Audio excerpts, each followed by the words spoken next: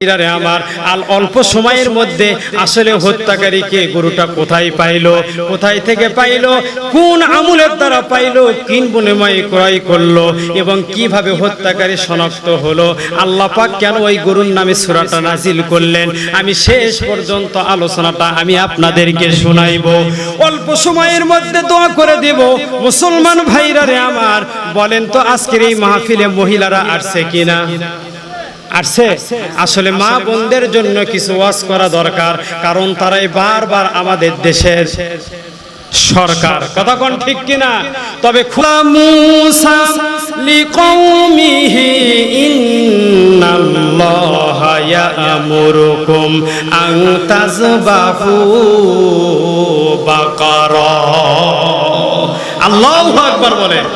আল্লাহ পাক বলেন, ও মুসা পয়গম্বর, যে সমস্ত লোকেরা তোমার কাছে আসছে হত্যাকারীকে এটা শনাক্ত করতে চায়, তুমি তাদেরকে বলে দাও, যদি তোমরা হত্যাকারী শনাক্ত করতে চাও তাহলে তোমরা একটা গরু জবাই করো। কি জবাই করো? এইবার ওই লোকেরা বলল, মুসা আসলে তুমি ঠেটা, মানুষ হত্যা হয়েছে আর গরু জবাই করলে আসামি শনাক্ত হবে, এটা কোনো কথা হলো? এই কথা বলে ওরা কি করলো? উপহাস করলো যে তোমার মাথা কি হচ্ছে, তোমার মাথা খারাপ, তোমার আল্লাহরও কি মাথা খারাপ।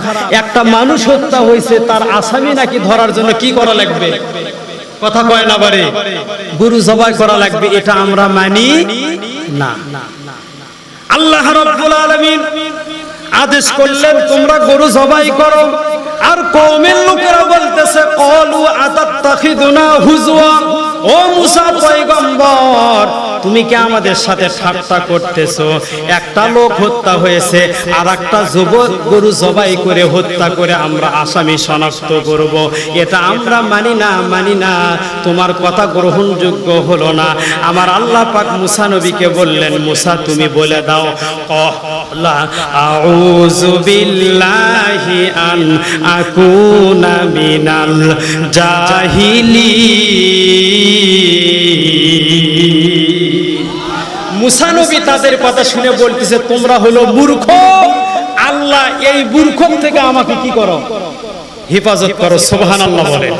এখন বললেন মূর্খ কাদেরকে বললেন?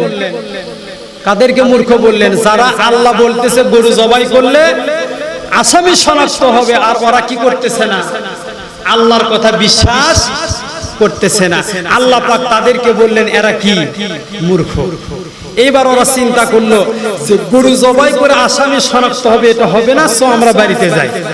এইবার আবার তারা বাড়িতে যাচ্ছে, হঠাৎ রাস্তার মধ্যে একজন বলতেছে, শোনো, আমরা যদি কিয়ামত পর্যন্ত চেষ্টা করি এইভাবে শুধু কাউলি হবে, আসল আসামিকে এটা তো আমরা ধরতে পারবো না। অতএব শোনো, যেহেতু মুসা পয়গম্বর জীবনে একটা মিথ্যা কথাও বলে নাই, সেই মুসার আল্লাহ যেহেতু বলেছে গরু জবাই করলে আসামি পাওয়া যাবে, তাহলে চলো আমরা একটু মুসার আল্লাহর কাছে গিয়ে বলি, ও মুসা, তুমি তোমার আল্লাহকে বলো আমরা যে গরুটা জবাই করব সেই গরুটা কি বয়স্ক না কম বয়সী? বুঝেন নাই কথা? যদি তোমার আল্লাহ বলে গরুর বয়স কম, এই গরু জবাই করলে আসামি শনাক্ত হবে না, তাহলে তো হবে না। আবার যদি আমরা বয়স্ক গরু জবাই করি, তখন যদি তোমার আল্লাহ বলে বয়স্ক গরু দ্বারা হবে না, তাহলে তো আমরা আসামি শনাক্ত করতে পারবো না। ও মুসা, তোমার আল্লাহকে বলো আমরা যে গরুটা জবাই করব সেই গরুটা হওয়া লাগবে কেমন? বলেন তো, আল্লাহ তো বলছে শুধু গরু জবাই করা, গরু জবাই করলেই হতো। ওরাই কি করতেছে? কথা কয় না বারে, ওরাই পেঁচ পাটতেছে। কথা কোন ঠিক কিনা? আল্লাহকে কাছে যে বলতেছে, আল্লাহকে বলো কোন ধরনের গরু লাগবে। মুসলমান ভাইরা রে আমার, মুসা আলাইহিস সালাতু ওয়াস সালাম আল্লাহ কি বলতেছে? ক্বালু দু'ু লানা রাব্বাকা ইউবাইয়িন লানা মা হিয়া, ক্বালা ইন্নাহু ইয়াকুলু ইন্নাহা বাকারাতুল লা ফারিদু ওয়ালা বিক আওয়ানুম বাইনা যালিক ফাফআলু মা তুমারু।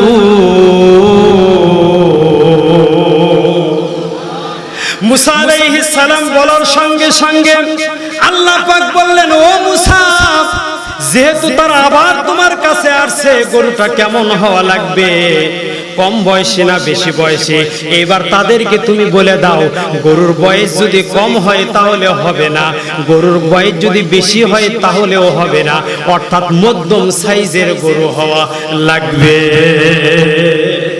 কোন ধরনের? মধ্যম বয়স্কও নয়, কম বয়সীও নয়। বুঝেন নাই কথা? আচ্ছা ঠিক আছে।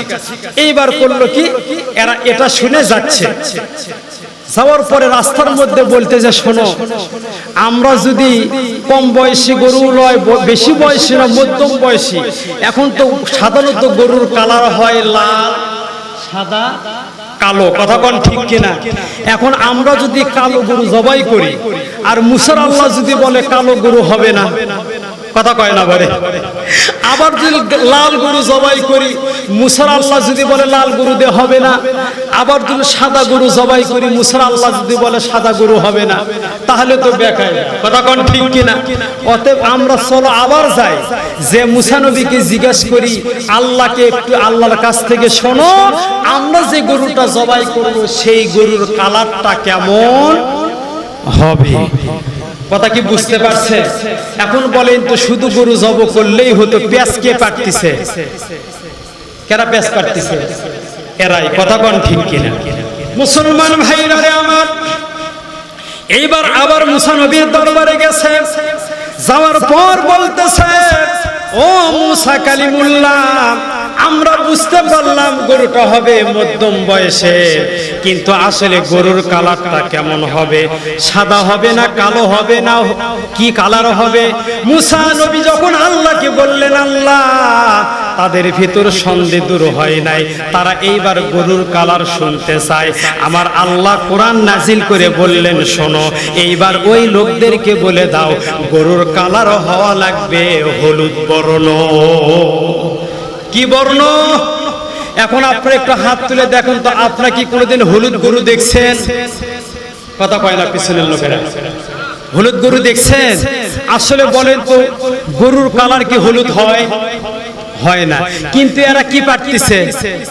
পেঁচ পাটতিছে। আর আল্লাহ ওই কায়দা দিয়ে বলতেছে, শোনো, তোমরা যেহেতু আবার আসছো, অতএব আসামি যদি শনাক্ত করতে চাও, তাহলে সেই গরুর কালার কি হওয়া লাগবে? আরো জোরে বলেন। তবে শোনো, হলুদের মধ্যে আবার দুইটা কালার আছে, একটা হলো গাঢ় আর একটা কি হালকা। মুসা ওদেরকে বলে দাও, হালকা হলুদ কালার দিলে হবে না, যে গরুটা জবাই করবে ওই গরুটা যেন একবারে গাঢ় হলুদ হয়। সুবহানাল্লাহ বলে। কি কি হলুদ? গাঢ় হলুদ, এবং চেহারাটা যেন এত সুন্দর হয়, দূরে থেকে যেন আকর্ষণীয় হয়। তাহলে এখন বলেন তো, ওরা প্রশ্ন করলো গরুটার বয়স কেমন হবে? আল্লাহ কি বললেন? মধ্যম। কালারটা কেমন হবে? আল্লাহ কি বললেন? হলুদ বর্ণ। কারণ ওই জামানায় হলুদ বর্ণের গাভী ছিল না। মুসলমান ভাইরা রে আমার, এইবার কালার শুনে যখন তারা আবার যাইতেছে, হঠাৎ একজন বলতেছে, শোনো, আমরা মধ্যম সাইজের গরু জবাই করব, হলুদ রঙের গরু জবাই করব, কিন্তু গরুটা দিয়া যদি এমন গরু হয় যেই গরু দিয়া হাল চাষ করা হয়েছে, অথবা কোন গরুটা দিয়া কোনোদিন হাল চাষ করা হয় নাই, মুসার আল্লাহ যদি বলে এই গরু দিয়ে হাল চাষ করছো, কথা কয় না, ওই গরু দিয়ে হবে না, অথবা এই গরু দিয়ে কোনোদিন হাল চাষই হয় নাই, ওই গরু দিয়েও হবে না, তাহলে তো আসামি শনাক্ত হবে না। অতএব শোনো, আমরা আবার যাই, যে মুসা নবীর কাছ থেকে শুনি যে আসলে কোন ধরনের গরু লাগবে, এরকম গরু যে হাল চাষ করছে অথবা করে নাই। বুঝেন নাই কথা? এরা আবার গেছে, কার কাছে গেছে? মুসা নবীর কাছে গেছে। যাওয়ার পর বলতেছে, ও মুসা পয়গম্বর, আমরা আর তোমার কাছে আসবো না, শেষবারে একটু তুমি আল্লাহর কাছ থেকে শোনো, আমরা যে গরুটা জবাই করব, ওই গরুটা দিয়ে হাল চাষ করছে সেই গরু না কোনোদিন হাল চাষ করে নাই এই গরু, কোন গরু লাগবে সেটা একটু আল্লাহকে বলো। মুসা পয়গম্বর যখন আল্লাহকে বললেন, আল্লাহ পাক জানাই দিলেন, মুসা রে তুমি ওদেরকে বলে দাও ওই গরুটা এমন হতে হবে যেই গরু দ্বারা কোনোদিন হাল চাষ হয় নাই, অথবা এই গরুর দ্বারা কারো কোনোদিন উপকার হয় না, কোনোদিন উপকার হয় না। এখন বলেন তো আমাদের গরুর দ্বারা উপকার হয় কি হয় না? ছোটবেলায় যখন থাকে তখন বাছুর হয়, কথা কোন ঠিক কিনা? সেই বাছুর একটু বড় হলে বিক্রি করলে টাকা হয়, আর যখন শেষ কাজে জমি চাষ করে তার দ্বারা উপকার হয়। কিন্তু আল্লাহ বললেন শোনো, গরুটা এমন হওয়া লাগবে যেই গরুর দ্বারা কোনোদিন কেউ উপকার ভোগ করে নাই, সেচে কাজ করে নাই, জমির কাজ করে নাই, এমন গরু যদি না হয় তাহলে ওদেরকে বলে দাও আসামি শনাক্ত হবে না। এখন আপনারা বুঝে থাকলে বলেন তো শর্ত কয়টা? কয়টা? তিনটা। কয়টা? এক নাম্বার, গরুর বয়স কেমন হওয়া লাগবে? মধ্যম বয়স। দুই নাম্বার, কালার কেমন হওয়া লাগবে? হলুদ বর্ণ। তিন নাম্বার হলো গরুটা হওয়া লাগবে যেই গরুর দ্বারা কোনোদিন উপকার কেউ পায় নাই। এই তিনটা যদি গরুর মধ্যে আলামত বা গরুর মধ্যে না পাওয়া যায় তাহলে সেই গরুর দ্বারা আসলে প্রকৃত পক্ষে কেউ স্বীকার করতেছে না, আসামি ধরা লাগবে। এখন আসামি কিভাবে ধরা যাবে?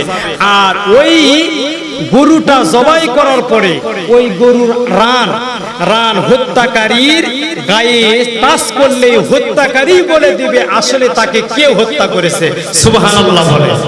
এখন বলেন তো এই গরু মধ্যম বয়স, হলুদ কালার, যার দ্বারা কোনো উপকার হয় নাই, আল্লাহ যে শর্ত জোড়ায় দিলেন, বলেন তো এরকম গরু পাওয়া যাবে কি যাবে না? আরো জোরে বলেন, পাওয়া যাবে কি যাবে না? পাওয়া যাবে না। যেহেতু আল্লাহ শর্ত দিল তাহলে ওই গরু কিন্তু আল্লাহ কি করছেন? হ্যাঁ, আল্লাহ এক জায়গায় কি করে রাখছেন? রিজার্ভ করে রাখছেন।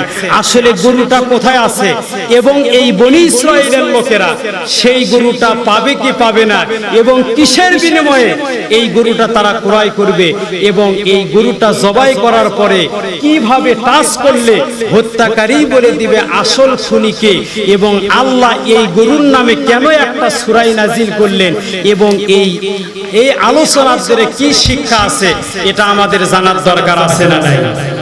আরো জোরে বলেন, আছে না নাই? আপনারা শুনতে রাজি আছেন?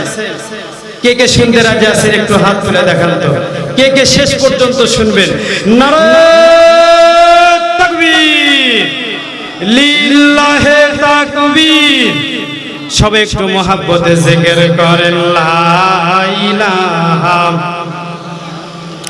জোরে লা ইলাহা ইল্লাল্লাহ, লা ইলাহা ইল্লাল্লাহ মুহাম্মাদুর রাসূলুল্লাহ। সকলে পড়ি সাল্লাল্লাহু আলাইহি ওয়াসাল্লাম। মুসলমান ভাইরা রে আমার, অল্প সময়ের মধ্যে আসলে হত্যাকারীকে গরুটা কোথায় পাইলো, কোথায় থেকে পাইলো, কোন আমলের দ্বারা পাইলো, কিন বিনিময়ে ক্রয় করলো এবং কিভাবে হত্যাকারী শনাক্ত হলো, আল্লাহ পাক কেন ওই গরুর নামে সূরাটা নাজিল করলেন, আমি শেষ পর্যন্ত আলোচনাটা আমি আপনাদেরকে শোনাইব। অল্প সময়ের মধ্যে দোয়া করে দেব। মুসলমান ভাইরা রে আমার, বলেন তো আজকের এই মাহফিলে মহিলারা আসছে কিনা? আসছে? আসলে মা বোনদের জন্য কিছু ওয়াজ করা দরকার, কারণ তারাই বারবার আমাদের দেশের সরকার, কথা কোন ঠিক কিনা? তবে খুব একটা লাভ নাই। জি জি, দস্তার চাইতে সস্তা বস্তার চাইতে ভারী, সেটা হলো বাংলাদেশের নারী। আর আমি হাবিবুল্লাহ মিসবাহ কিছু না বলতে পারি, কয়েক মিনিট মা বোনদের জন্য আলোচনা করে আমি ইনশাআল্লাহ দোয়া করে দিব। মুসলমান ভাইরা আমার, ও পর্দালের মা বোনেরা, আমি আপনাদেরকে বলতে চাই, আল্লাহর রাসূল বলেছেন কোন মহিলা যদি 4টি কাজ করতে পারে তাহলে সেই মহিলাটা বিনা হিসাবে আল্লাহর জান্নাতে যাবে। কয়টি কাজ?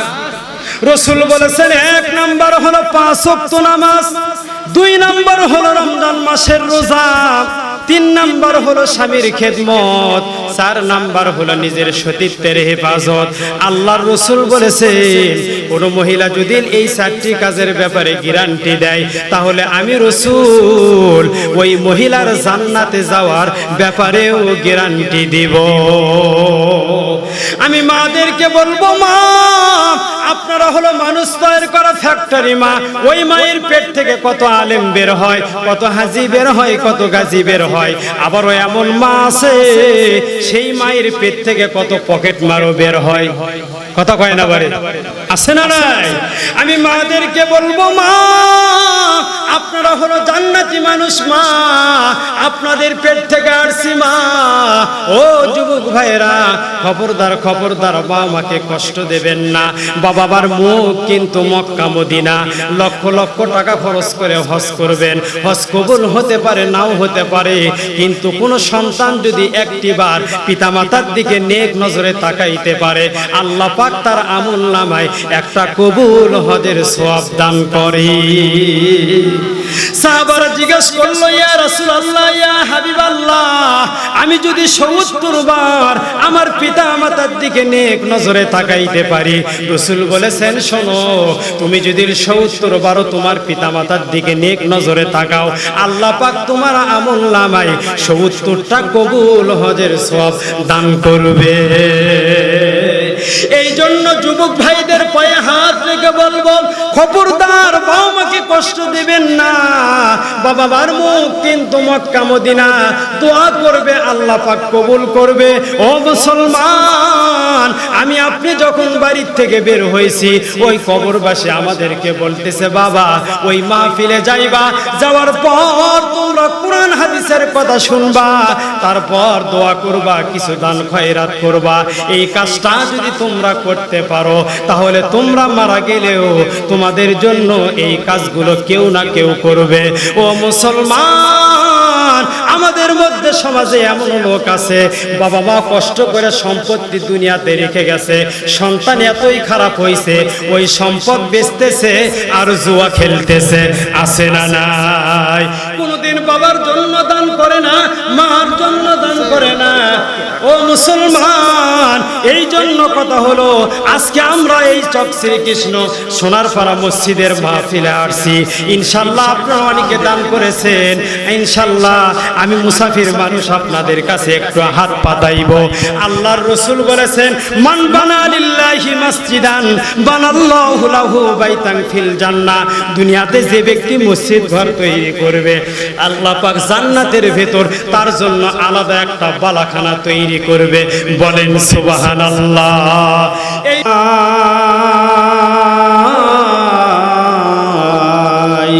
মাটির দেহ মাটির সাথে মিশবে রে ধুলাই, কিসের টাকা কিসের কুড়ি তোর, কিসের বাহাদুরি,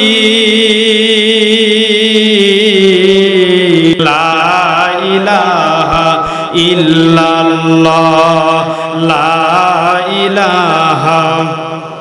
সবাই একটু মহাব্বতে পড়ি, লা ইলাহা ইল্লাল্লাহ, লা ইলাহা,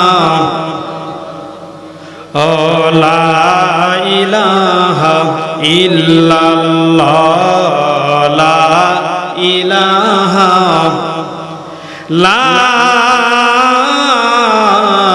ইলাহা ইল্লাল্লাহ মুহাম্মাদুর রাসূলুল্লাহ।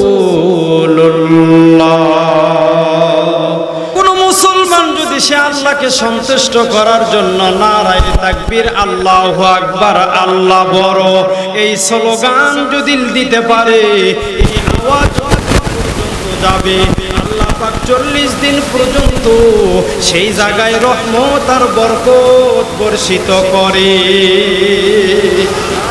এই জন্য তাকবীর আসতে হবে না জোরে হবে? সবে একটু জোরে সরে